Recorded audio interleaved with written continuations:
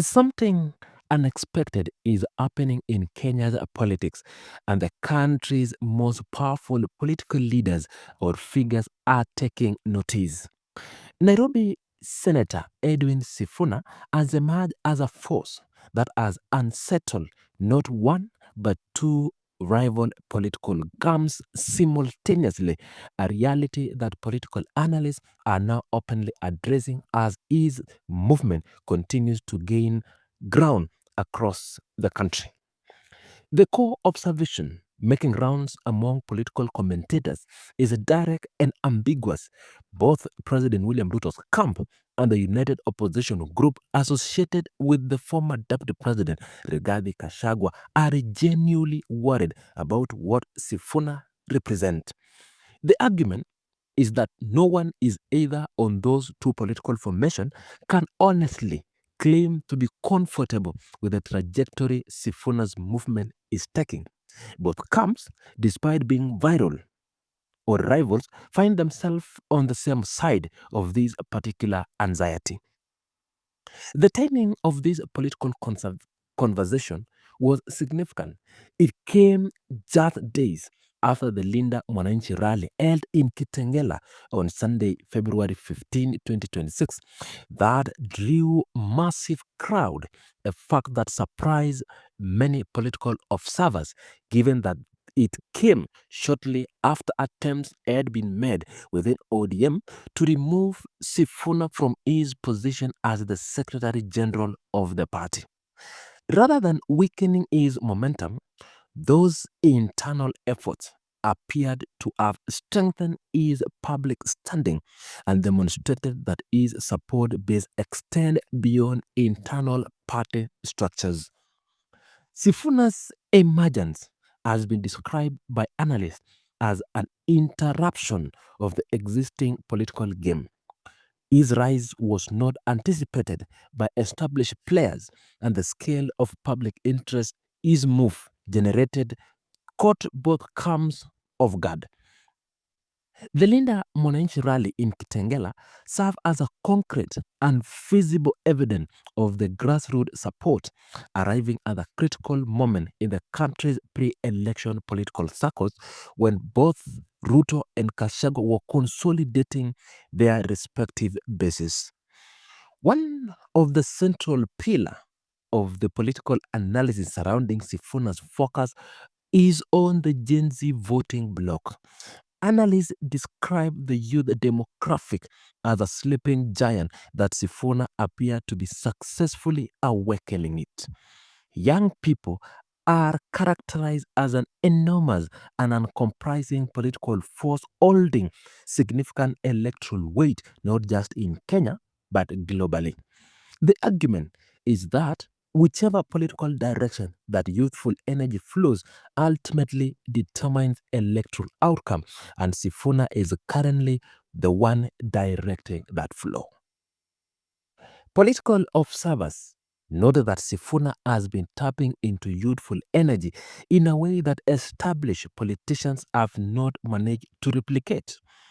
The significance of this development is that if the Gen Z constituencies is fully mobilized heading into the 2027 general election, it could represent millions of votes shifting in a direction that neither Ruto nor Gachagua nor Oburu Oginga had factored into their political strategies.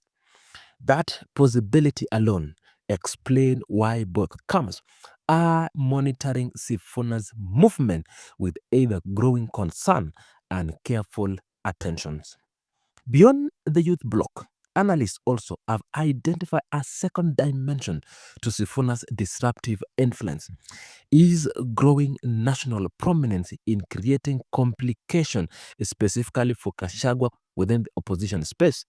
Gachagua had positioned himself as a primary organizer and strategic anchor of the united opposition. As Sifuna footprints expands, political figures who had previously aligned with Gashagua's opposition strategy may feel compelled to reassess their political positioning and loyalties heading into 2027. Wiper Party leader Kalonzo Musyoka is among the figures analysts point to as a potential affected by this shift.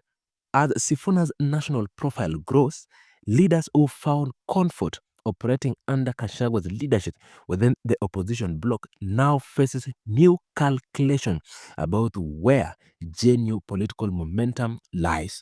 The emergence of a strong alternative center of gravity within the opposition space is a development that complicates Gachagwa's strategy for presenting himself as undisputed face of anti-RUTO movement.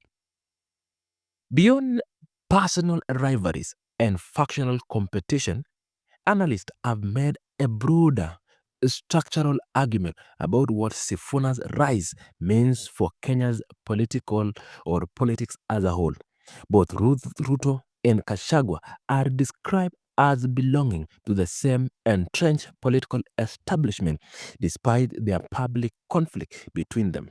This view echoes sentiments previously expressed by veteran politician Lee Njiru, frames the rivalry as competition within shared system rather than genuine ideological contest. In this reading, both men represent the same status quo from different angles. Sifuna's movement is seen as posing a challenge to that shared establishment by changing the rule of political engagement and disrupting the assumption on which existing alliances were built. If his momentum continues to build, it could push rival camps towards each other as the key seek to protect their mutual interest against common disruptor.